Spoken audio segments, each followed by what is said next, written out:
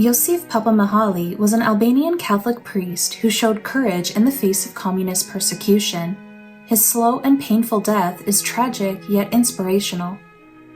He was born in Albania in 1912, the same year that Albania would win its independence from the Ottoman Empire.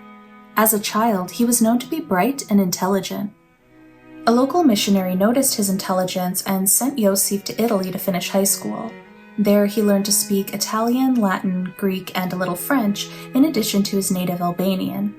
After high school, Josif stayed in Italy and studied for the priesthood. He was ordained in 1935 at the age of 23, and he returned to Albania the following year.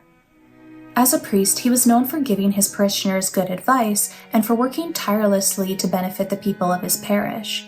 They affectionately nicknamed him Papa Sifi.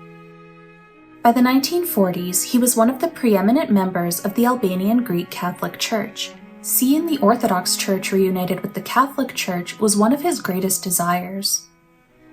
In 1946, Albania became a communist state. All Catholic clergy was viewed with suspicion, and persecutions would come quickly.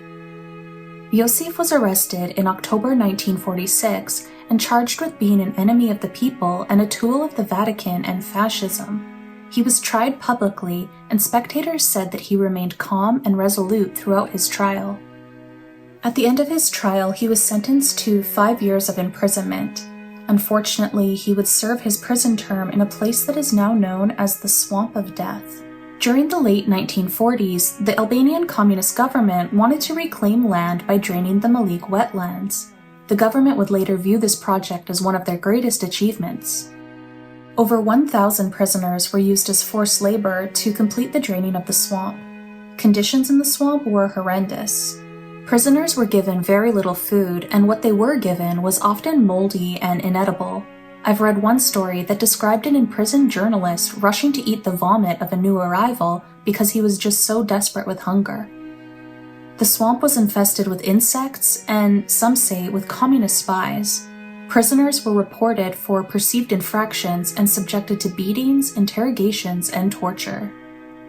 This is the horrible place where Josif was sent to serve his sentence alongside other priests, journalists, poets, lawyers, pharmacists, and others who were all declared enemies of the state. The prisoners had to work 10 hours a day in grueling physical conditions, often without tools. They had to complete the work using their own hands.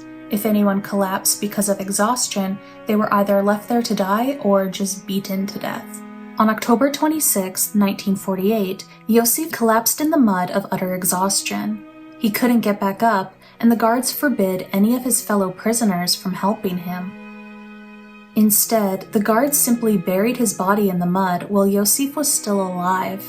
He died a slow death at the age of only 36. 3 years after Josif's death, his brother Kostak, an accountant, was targeted as well. He was officially charged with making an accounting error, but a lot of people think that he was targeted simply because his brother was a priest. He was shot and killed in 1952. The persecution of the Catholic Church in Albania was horrific.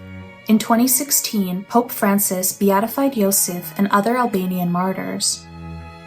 Speaking of their beatification, the Pope said, "They preferred to suffer imprisonment, torture, and eventually death in order to remain faithful to Christ and the Church.